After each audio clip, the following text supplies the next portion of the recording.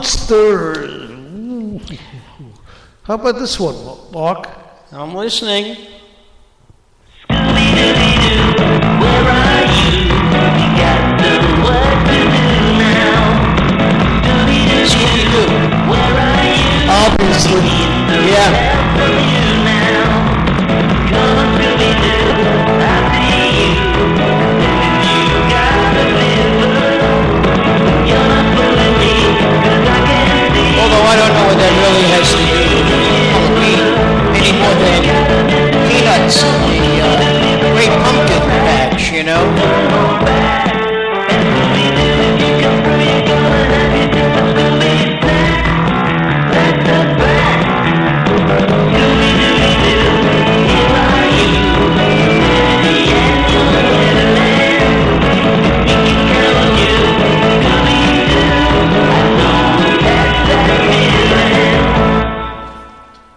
You know, Rev, my daughter gave me a piece of Americana today. My daughter lives in Ohio.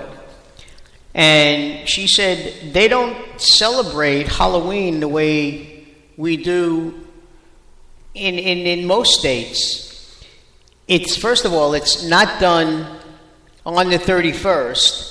Many different cities in Ohio celebrate it the 30th, the 31st, the 1st, and they call it different things. Today, in Springfield, I think she said, Springfield, Ohio, they call it Begging Day. Sort of along what we said before about Caking Day, when the poor would go around and, you know, beg for cakes and they would say prayers for the departed. Well, they call it Begging Day when the poor would go around and or in this case, the kids would go around and trick or treat. And I'd never heard of that before. Well, I guess every area has their own traditions.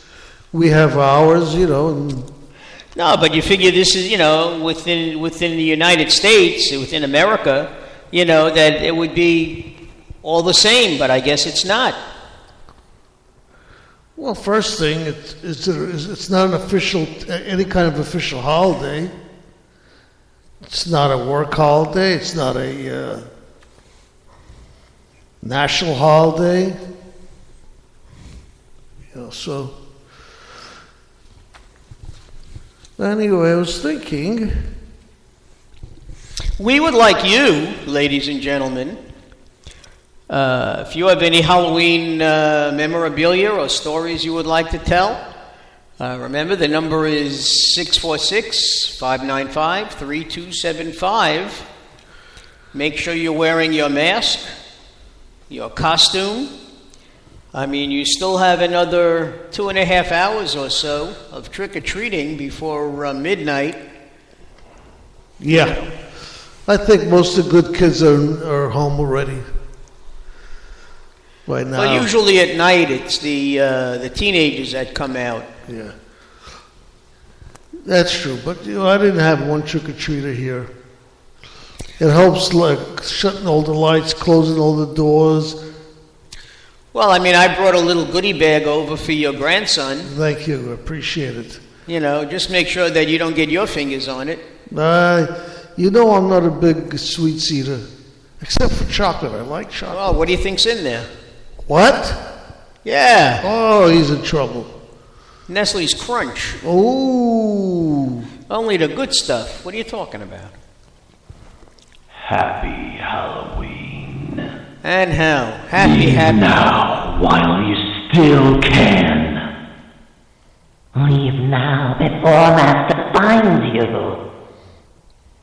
Who is that knocking at my door? Who is that knocking at my door? Who is that knocking at my door? Be gone with you. Quote the Raven, nevermore. now you know why nobody comes by my door. That's my doorbell. I would believe it. You know, I would believe it. Anyway, But come on, folks, let's hit the phones and let us know. We've all been kids before. We've gone trick-or-treating. I mean, when I got older, my friends and I used to trick or treat for UNICEF. That was always also a big thing, trick or treating for UNICEF. That's true. Collecting money for children all over the world, sending in a check to UNICEF. Danny Kaye, I believe, the old actor from the 30s and 40s and 50s, went to the same high school as my dad, my father-in-law also, Thomas Jefferson, in East New York, in Brooklyn, which also happens to be the same high school that my two cousins graduated from. My cousin Steve and my cousin Stan. Stan Laurel? And my mother and father, for that matter. Oh, okay. I thought you were talking about Stan Laurel or something. No, Stan Laurel was British. Ah, little do I know.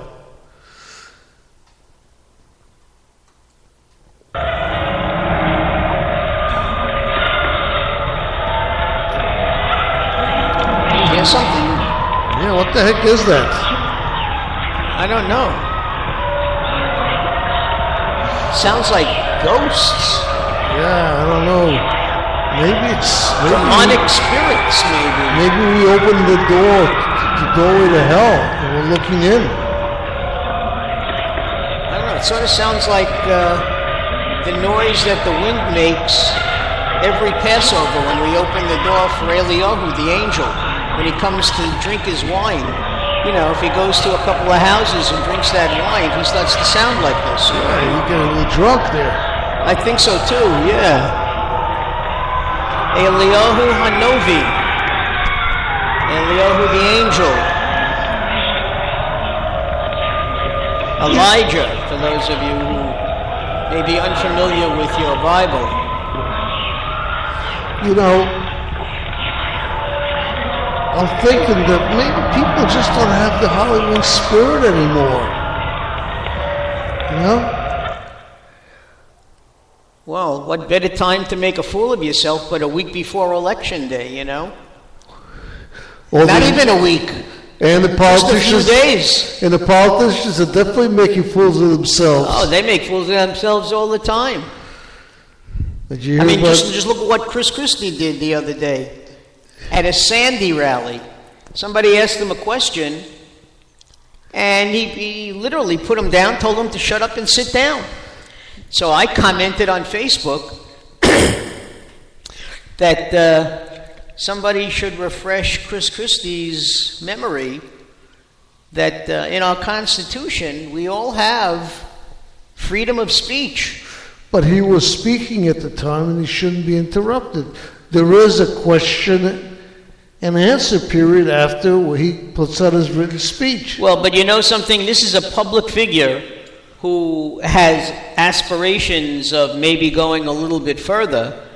And whether the guy interrupted him or not, you know, there are different ways to handle it. And we all know that Chris Christie is very derogatory and arrogant in his responses to certain questions that he just doesn't want to answer. Yeah, but also they were asking people, and it was 50-50. A lot of people liked that he said it. They felt the guy was out of place, and it wasn't his time to speak. And some people didn't like it. Well, you know, I have news for you. If you go to a town hall meeting, ever, okay, people don't always wait for question and answer periods. People have things on their mind, and this is the elected official that they sent to represent them. They want certain answers, okay, because many a time the politician wants to deflect, and he's hoping that somebody's going to forget when they have the question and answer period. The bottom line is, it's no different than me as a teacher standing up there and I'm saying something, and somebody raises a question.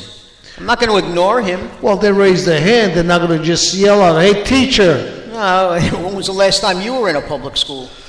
Yeah. You're lucky if they just raise their hand and say, "Hey, teacher."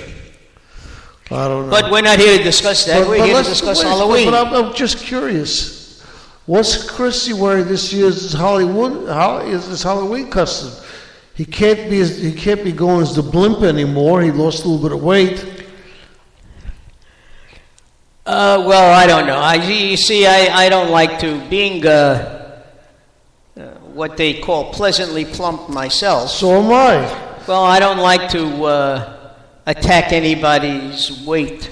You know, I mean, this is something, unfortunately, that for anybody who's ever been a chubby one, you know, I mean, it's something that you face all the time. You face it from children, you face it from adults. Hey, I remember when I worked in the bank as head teller, a part-time teller, and somebody had a question, and I sent them over to new accounts. And the new accounts person was answering the question. She said, "Who sent you over here?" He said, "That cue ball over there," referring to my bald head. Now, this is coming from an adult. He doesn't know me. You know, so I mean, is it any wonder why children behave the same way?